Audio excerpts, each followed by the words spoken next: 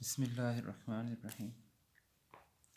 कल equation of tangent देखी थी। सेकंड इक्वेशन ऑफ टेंजेंट थी y is equal to M x plus minus A one plus M square.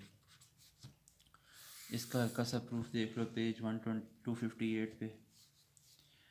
Theorem 2 लिखा हुआ है कि y is equal to M x plus C intersect the circle X square plus Y square is equal to A square at the most 2 point. At the most 2 points. सारा article है तो book पे, बस इसकी go through करनी है कि एक लाइन जो है वो सर्कल को मैक्सिमम 2 पॉइंट से कट कर सकती है। 2 पॉइंट से कट कर सकती है, हो सकता है 1 पॉइंट से कट करे, हो सकता है किसी पॉइंट से कट ना करे। अगर कोई लाइन 2 पॉइंट से कट करती है उसको हम सीकेंट लाइन बोलते हैं। जो 1 से कट करती है उसको टेंजेंट लाइन बोलते हैं। जो किसी पॉइंट से कट नहीं करती उसको फर्जी लाइन कहते हैं, अजम्पटस लाइन्स के। फर्जी है क्योंकि जो किसी पॉइंट पे कट नहीं करती वो जहाँ मर्जी ड्रॉ कर ली जाए उसकी लोकेशन का सर्कल के रिस्पेक्ट पता नहीं लगता कि वो राइट पे है, लेफ़्ट पे है, ऊपर है या नीचे, क्योंकि उसका कांटेक्ट सर्कल के साथ नहीं होता। तो एक लाइन जो है वो सर्कल को मैक्सिमम 2 पॉइंट से कट कर सकती है, 1 से भी कर सकती है और किसी पॉइंट से भी नहीं कट कर सकती। कल जो हमने क्वेश्चन किया उसी की यहाँ पे वजाहत की जाएगी कि वाई को पुट करके आपने सर्कल में पुट कर दें, तो वाई की जगह उसकी वैल्यू पुट कर दो। सबको उठा के लेफ़्ट पे ले आओ, क्वाड्रेटिक इक्वेशन बना दो। ये हमारा कल वाला काम है। क्वाड्रेटिक इक्वेशन बनाने के बाद इसका आप डिस्क्रिमिनेंट सॉल्व कर लो। तो डिस्क्रिमिनेंट के अंदर हमने पढ़ा हुआ है कि अगर इसका डिस्क्रिमिनेंट ग्रेटर दैन 0 होगा तो 2 डिस्टिंक्ट पॉइंट आएंगे। अगर डिस्टिंक्ट पॉइंट आएंगे तो इसका मतलब 2x की वैल्यू निकलेंगी। 2x की वैल्यू निकलेंगी तो अल्टीमेटली y की भी 2 वैल्यू निकलेंगी। तो लाइन सर्कल को 2 पॉइंट से कट कर जाएगी। अगर इसका डिस्क्रिमिनेंट लेस दैन 0 हुआ तो इसका मतलब रूट्स क्या निकलेंगे, इमेजिनरी। ये भी कल बात हुई कि अगर x की वैल्यू आयोटा में आ जाती है तो इसका मतलब रियल नंबर नहीं है। रियल में x की वैल्यू नहीं निकलेगी तो रियल में y की वैल्यू भी नहीं निकलेगी इक्वेशन 1 में रख के। तो इसका मतलब ऐसा कोई पॉइंट ऑफ कांटेक्ट नहीं मिलेगा जो सर्कल और लाइन का हो। अब आखिरी कंडीशन यहाँ बचेगी जिसमें डिस्क्रिमिनेंट 0 के इक्वल होगा। अगर डिस्क्रिमिनेंट 0 के इक्वल होगा तो आप जानते हो कि इस टाइम 1 रूट आएगा क्योंकि इसमें इक्वल रूट आते हैं। फर्स्ट ईयर वाला काम है। डिस्क्रिमिनेंट पॉजिटिव होगा 2 रूट आएंगे, डिस्टिंक्ट होंगे। डिस्क्रिमिनेंट लेस दैन 0 होगा फिर भी 2 रूट होंगे लेकिन वो इमेजिनरी होंगे। तो इमेजिनरी का मतलब ये है कि ऐसा कोई रियल नंबर नहीं मिला जो x और y को सेटिस्फाई करे सर्कल के ऊपर। अगली बात, अगर डिस्क्रिमिनेंट 0 होगा तो 1 रूट मिलेगा तो इसका मतलब 1 x की वैल्यू मिलेगी। अगर 1 x की वैल्यू मिलेगी तो x की वैल्यू रखने से 1 ही y की वैल्यू मिलेगी। तो इसका मतलब उस टाइम लाइन जो है वो सर्कल को एक पॉइंट पे कट करके गुजरेगी, छू के गुजरेगी। तो ऐसी लाइन को आप क्या बोलोगे, टेंजेंट लाइन। तो मतलब ये हुआ कि ये जो लीनियर इक्वेशन है ये टेंजेंट लाइन होगी सर्कल पे अगर इसको पुट करने के बाद डिस्क्रिमिनेंट किसकी इक्वल हो, 0। डिस्क्रिमिनेंट सॉल्व कर देते हैं। डिस्क्रिमिनेंट आप जानते ही हो, बी स्क्वायर माइनस 4ac 0 के इक्वल होता है क्योंकि हमें तो टेंजेंट ही चाहिए, बाकी कंडीशन जस्ट बुक से पढ़ लेनी है। तो B square minus 4ac equal to 0, तो इसमें बी क्या बनता है, 2mc माइनस 4a और c। तो हमने यहाँ पे आर्टिकल टेंजेंट के लिए साबित करना था तो इसलिए हम सिर्फ टेंजेंट वाली कंडीशन कि डिस्क्रिमिनेंट 0 हो तो एक रूट निकलता है। एक रूट निकलेगा x में तो अल्टीमेटली एक ही रूट निकलेगा y में। तो x और y का पेयर एक ही पॉइंट के लिए होगा। अगर एक ही पॉइंट कोई लाइन सर्कल को छू के गुजरे तो उस लाइन को क्या बोलते हो, टेंजेंट लाइन। बस इसको सिंप्लीफाई करके आप c की वैल्यू बना दो और वही हमारी इक्वेशन ऑफ टेंजेंट बन जाएगी। स्क्वायर ओपन कर दें, 4m स्क्वायर c स्क्वायर 4, इसको मल्टीप्लाई करो, c square a square m square c square और m square a square, divide by 4 कर दो, m square c square minus c square plus a square minus m square c square plus M square और a square. M c square cancel हो गया, इसके बाद सी square एक side पे ले जाओ, ए स्क्वायर कॉमन आ गया, अंडर रूट लोगे तो plus minus A 1 plus M square c square. तो ये वो कंडीशन है जिसके तहत आपकी ये जो लाइन है ये सर्कल को एक पॉइंट से छू के गुजरेगी। अगर एक पॉइंट से गुजरेगी तो ये क्या बन जाएगी, टेंजेंट लाइन। तो इस सी को उठाओ, 1 में पुट कर दो, तो 1 है हमारे पास, y is equal to M x plus c. तो एम एक्स तक तो ठीक है, इस सी की कंडीशन ये निकली हुई है प्लस माइनस ए और 1 प्लस एम स्क्वायर। तो ये कंडीशन हमने ली थी डिस्क्रिमिनेंट ज़ीरो में। डिस्क्रिमिनेंट ज़ीरो का मतलब 1 रूट होएगा, इक्वल रूट होंगे। अगर एक रूट होएगा तो एक एक्स के करस्पॉन्ड हमें एक ही वाई मिलेगा, तो इसका मतलब हमारी लाइन सर्कल पे टेंजेंट होगी। तो सर्कल में टेंजेंट कब होगी, जब यही line y is equal to M x plus c जो है वो किसके इक्वल आ जाएगा, सी जो है वो किसके इक्वल आ जाएगा, plus minus A 1 plus M square. तो वही लाइन जो सर्कल को 2 पॉइंट से भी कट कर सकती थी, किसी पॉइंट पे भी नहीं कट करे या एक पॉइंट पे कट करे, उसकी अलग अलग कंडीशन थी। और कंडीशन किस पे बैठी हैं, सी पे। तो सी अगर plus minus A 1 plus M square under root हो जाए तो ये वाली कंडीशन उस लाइन को क्या बना देती है, टेंजेंट लाइन। अब अगली बात कि ये टेंजेंट क्यों यूज़ किया गया, कल आज भी करेंगे। उसकी बच्चों कंडीशन सुन लो कि अगर आपको इक्वेशन ऑफ टेंजेंट बोले एट पॉइंट x1 y1, अगर आपको ऐसा पॉइंट दे दे जो सर्कल पे भी हो टेंजेंट पे भी हो, उस वक्त आपने पहले वाला टेंजेंट लगा लेना है, वो लग सकता है।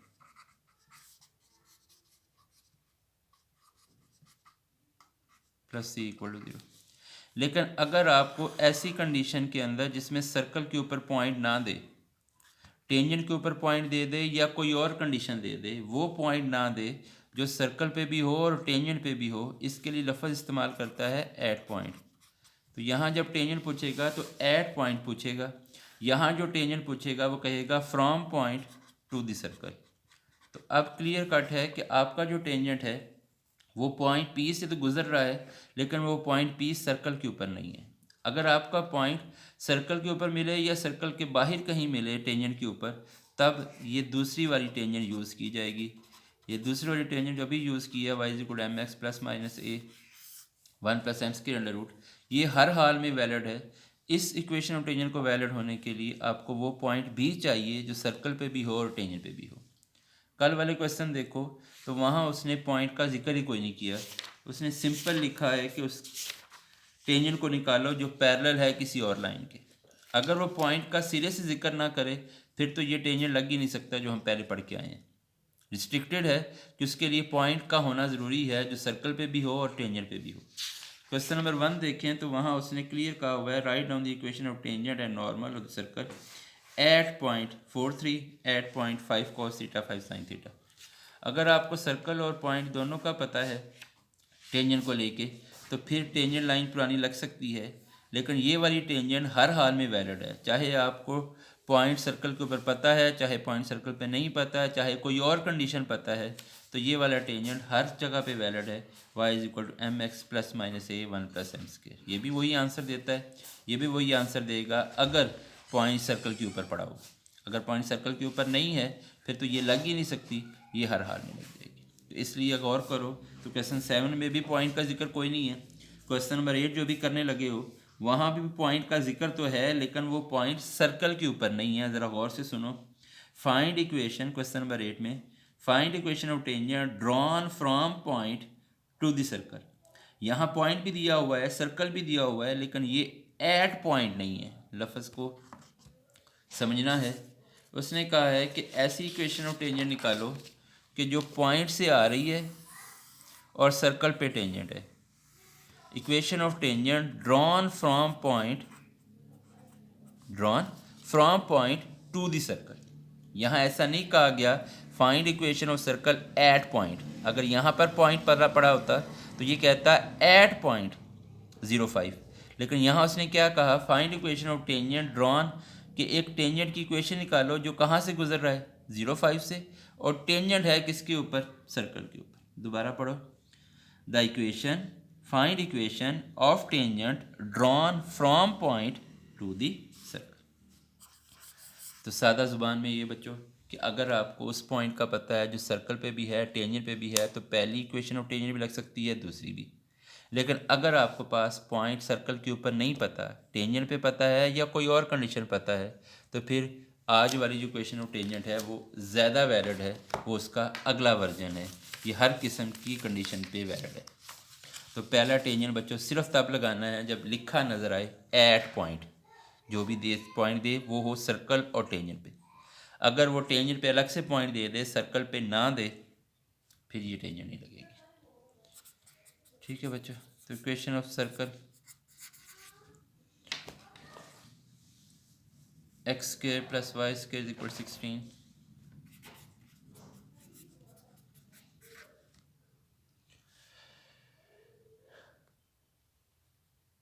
इसको कंपेयर करें कल वाले काम के साथ,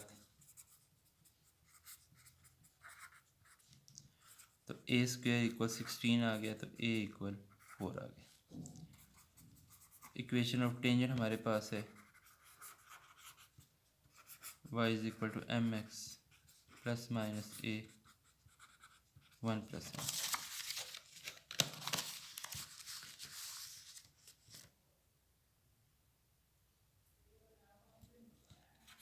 y is equal to M x plus minus A 1 plus M square हो गया।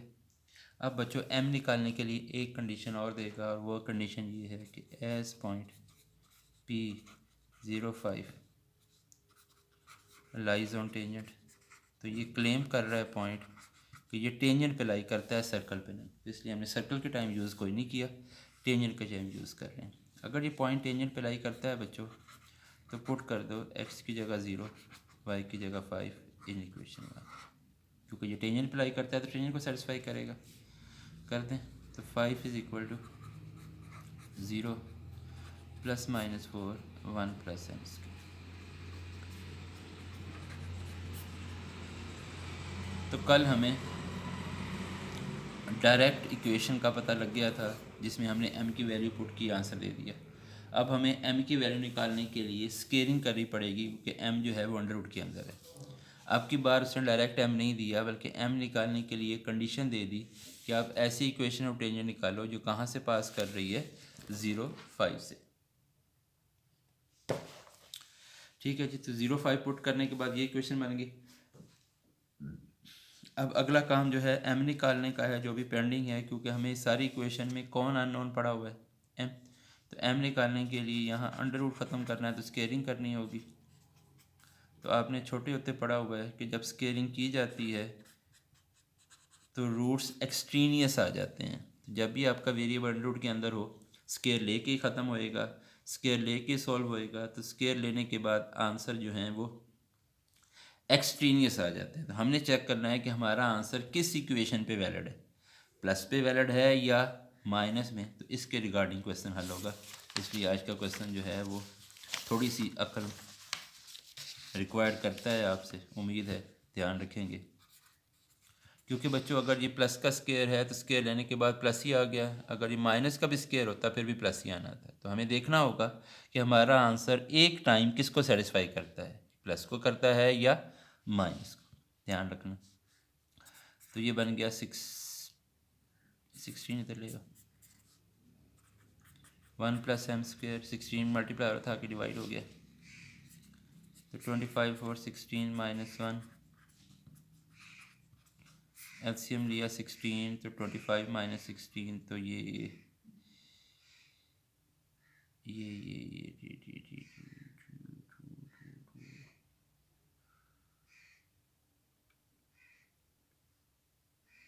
कितना बन गया, 25 माइनस 16 9 बन गया, तो ये बन गया 3/4 प्लस माइनस। अब हमारे m के दो आंसर आए प्लस माइनस के साथ 3 और 4। अब ये दो आंसर यहाँ चेक करेंगे कि किसको सेटिस्फाई करते हैं, प्लस को करते हैं या माइनस को करते हैं। अगर ये बच्चों प्लस को सेटिस्फाई करेंगे तो पीछे जो इक्वेशन हमने ली हुई है टेंजेंट वो भी प्लस के साथ सॉल्व होगी, क्योंकि यहाँ भी दो हैं, एक प्लस का है और एक किसका है, माइनस का। अगर ये प्लस को सेटिस्फाई करेंगे तो यहाँ भी प्लस का पेयर लिया जाएगा, अगर ये माइनस को सेटिस्फाई करेंगे तो यहाँ भी माइनस का। ज़रूरी नहीं है कि एक रकम प्लस को सेटिस्फाई किया दूसरी माइनस को कर जाए, तो यहाँ तो चलेगा। अगले पार्ट के अंदर शायद मसला हो कि एक रकम प्लस को कर जाए एक माइनस को। फिलहाल एक ही सीन रखेगी, तो किसको सेटिस्फाई करेगा इसको ज़रा चेक करते हैं। ठीक है, तो यहाँ थोड़ा सा रफ पे देख लेना है। फ्रॉम 1 उम्मीद नज़र आ जाएगा। तो फ्रॉम 1 जो आप करोगे m की वैल्यू उठा के 2 में पुट करो, 2 में चेक करना है। तो 5 is equal two plus minus 4 1 plus m square. तो m कितना है, 9/16 उम्मीद नज़र आ जाएगा। तो प्लस माइनस 4 16 प्लस 9 25/16। तो ये बना 5/4, 4 कट गया। तो 5 is equal two plus minus 5। तो 5 किसको सेटिस्फाई करता है, क्योंकि लेफ़्ट साइड पे 5 प्लस का है, तो ये दोनों एक्सप्रेशन कब इक्वल होंगे कि 5 इक्वल होएगा किसके, +5। तो इसका मतलब बच्चों ये है कि ये जो आपने इक्वेशन 1 बननी है for m is equal to m 3/4, equation 1 becomes, तो इक्वेशन 1 क्या बनी, y is equal to mx plus 4 1 plus m square. तो हमारी इक्वेशन 1 जो है वो प्लस के साथ होगी, क्योंकि ये m 3/4 रखें तो हमें 3/4 कब सेटिस्फाई होता है, जब प्लस का एक्सप्रेशन होगा राइट साइड पे। तो हमें राइट साइड पे किसका एक्सप्रेशन लेना है, प्लस का, जब m क्या रखेंगे 3/4। जब m माइनस 3/4 रखेंगे वो भी चेक कर लेंगे, इसलिए एक टेंजेंट को फारिग करो।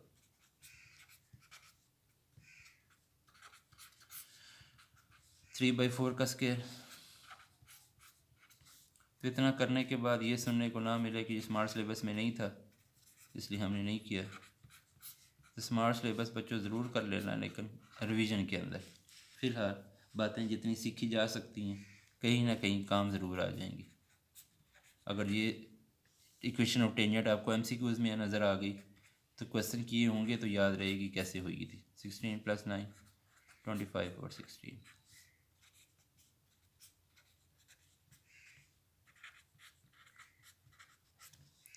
सारे कर को 4 को मल्टीप्लाई कर दो, तो ये बना 4y is equal to 3x + 20।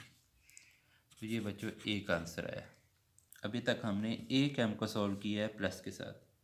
अब हम दूसरे m को सॉल्व करेंगे, तो बस आपने ये ध्यान रखना है कि जब m 3/4 रखा है तो उस वक्त एक्सप्रेशन पॉजिटिव पे वैलिड हुआ है, तो इक्वेशन भी पॉजिटिव ले लेनी है टेंजेंट की 1 में, और उसमें पुट करके जो आंसर बने पूरा करके फिर वापस जाओ, अगली m की वैल्यू उठा के लेकर आओ।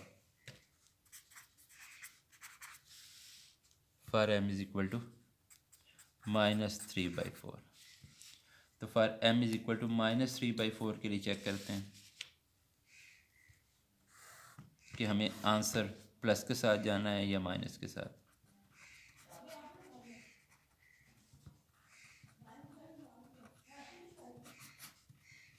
m स्क्वायर, तो m स्क्वायर लोगे तो कितना आएगा, 9/16।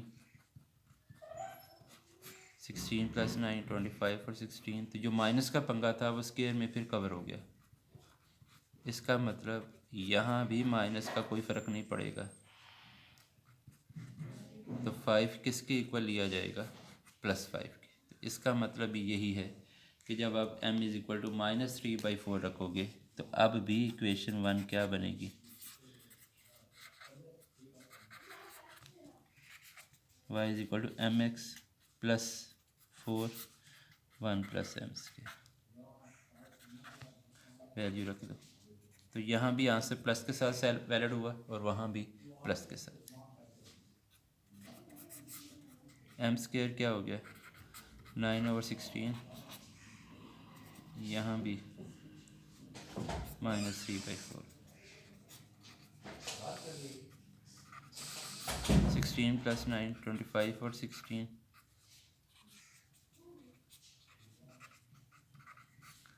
5 और 4 मल्टीप्लाई बाय 4 कर दें तो 4y = 3x + 20 सबको एक तरफ लेकर आना है तो ले आओ।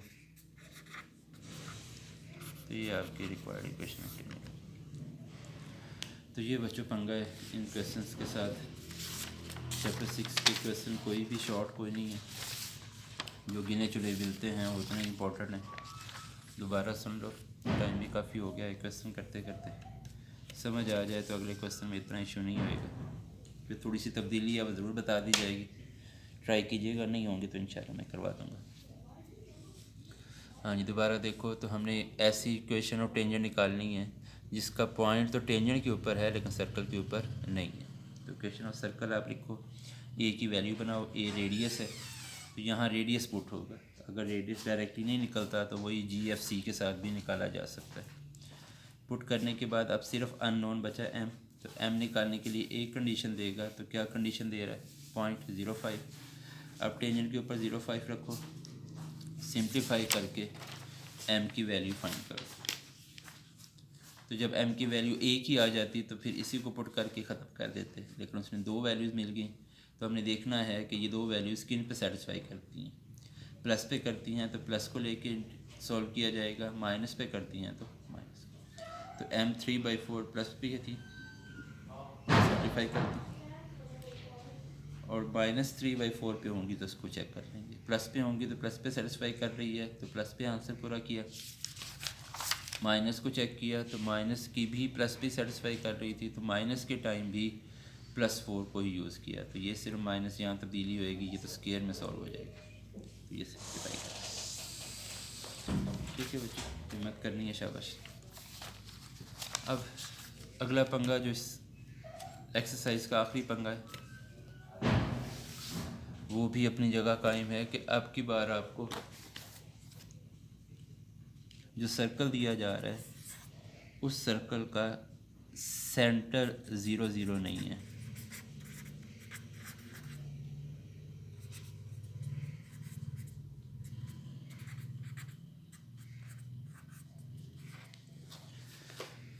चलो भाई कंपेयर मारो।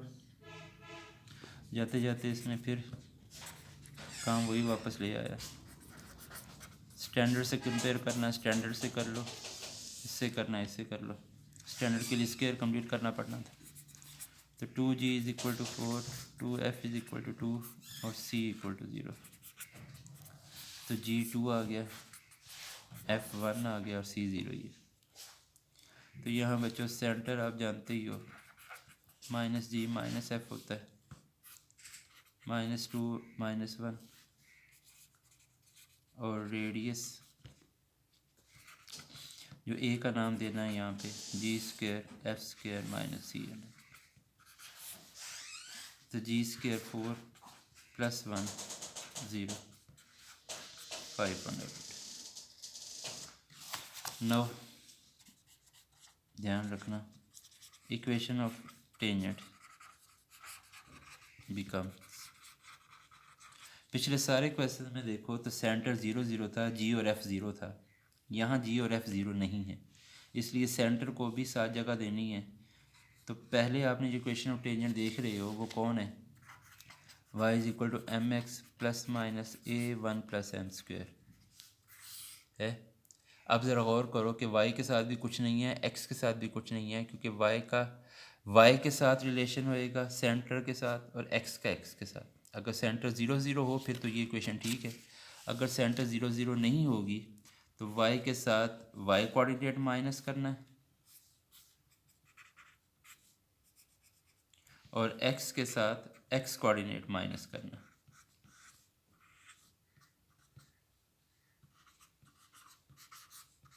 ये भाई इक्वेशन है, y के साथ y कोऑर्डिनेट माइनस करना है और x के साथ x कोऑर्डिनेट माइनस करना है। किसका?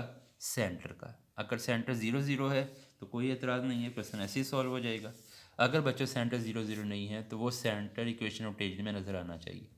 वाई के साथ वाई कोऑर्डिनेट माइनस करना है और एक्स के साथ एक्स, बाकी ये बस बच्चों यही बात एक्स्ट्रा है।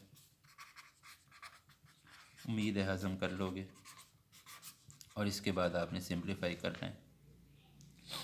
S point -1 2 lies on circle, अगर सर्कल पे लाई करता है तो सॉरी टेंजेंट पे लाई करता है तो पुट करें एक्स की जगह एक्स कोऑर्डिनेट और वाई की जगह Y coordinate in equation 1। Put करने के बाद एम निकालने के लिए स्केलिंग करनी होगी। स्केलिंग करने के बाद एम के 2 जवाब आएंगे, देखना कहाँ पॉजिटिव कहाँ नेगेटिव सेटिस्फाई करते हैं।